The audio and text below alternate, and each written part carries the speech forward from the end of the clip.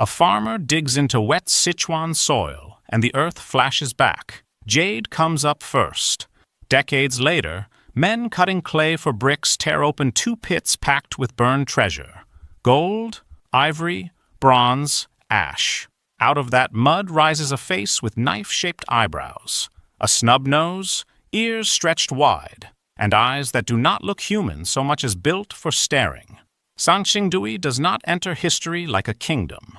It enters like a disturbance. The site lies near Guanghan, about 40 kilometers northeast of Chengdu, in the Sichuan Basin. Its old earthworks left behind a fitting name, Sanxingdui, the 3-star mounds. Only later did archaeologists realize those mounds belonged to a walled Bronze Age city. The first formal excavation came in 1934 under David C. Graham, but Sanxingdui kept its full identity hidden. Early Chinese history was long told, as a story flowing outward from the Central Plains. Sanxingdui sat off to the southwest and refused to behave.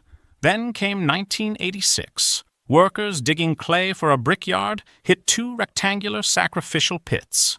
Inside were hundreds of objects, many deliberately broken, many burned, then buried in an order that looked less like disposal than choreography.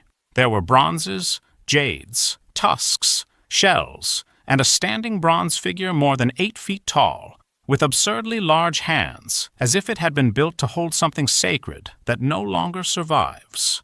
Masks stared out with protruding eyes. The effect was not just wealth. It was a ritual language the rest of Bronze Age China had not prepared anyone to read.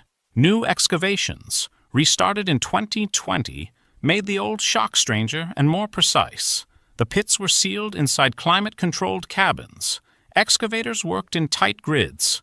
Fragile ivory was lifted in polymer bandages. In several pits, ivory lay above bronzes in distinct layers. Pit 6 held a wooden chest painted red with cinnabar.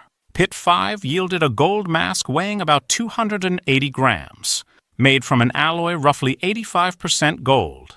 In Pit 7, archaeologists found an oval bronze grid enclosing a bent jade piece, with silk traces on both bronze and jade, as if the object had been wrapped once, enclosed, then wrapped again. That is where the mystery becomes less mystical and more interesting. Scientific work has shown that some Sanxingdui jades were heated so intensely that tremolite transformed into diopside. Ritual burning was not a guess. It was measurable. Another study found that the red decoration on Sanxingdui bronzes was not casual paint, but cinnabar pressed into layers of lacquer, built up groove by groove. These objects were never meant to look like bare green metal in a museum case. Even the giant bronze mask from Pit 3, recovered in 2021, still carried silk residue near its right eye. Its face, eyes, and ears had been cast separately and soldered together, and holes in its forehead and sides suggest it was once fixed onto something else, part of a larger ritual apparatus now lost. So what was Sanxingdui? Not aliens? Not proof that civilization arrived from somewhere else fully formed. The strongest reading is harder and better, a regional Bronze Age power tied into long-distance exchange, yet visually distinct enough to expose how narrow the old story of early China used to be. Scholars generally link the site to the ancient Shu world.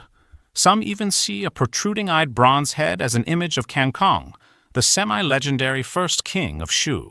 But Sanxingdui left no surviving writing attached to these pits, no easy self-explanation. What remains is process, technology, and intention. Its afterlife matters almost as much as its life. The new pits have produced thousands more artifacts and stronger evidence that sacrifice here involves sequencing, wrapping, burning, breaking, and burial. And Sanxingdui may not have vanished cleanly at all. About 30 miles away, Jinsha suggests continuity, perhaps even relocation, rather than disappearance. Compare it with the Shang Center at Yinshu, and the point sharpens. Bronze Age China was never one face, one ritual style, one political center. In the end, the most unsettling thing about those bronze eyes is not that they look inhuman. It is that they force history to widen its gaze. Some civilizations leave chronicles. Sanxingdui left ash, silk, lacquer, and a stair. That has been enough to rearrange the map. This was yesterday's craziness. If you liked what you watched, please like and subscribe. We post interesting and crazy stories from throughout history every Wednesday and Saturday. Yesterday's craziness? Because yesterday was crazy too.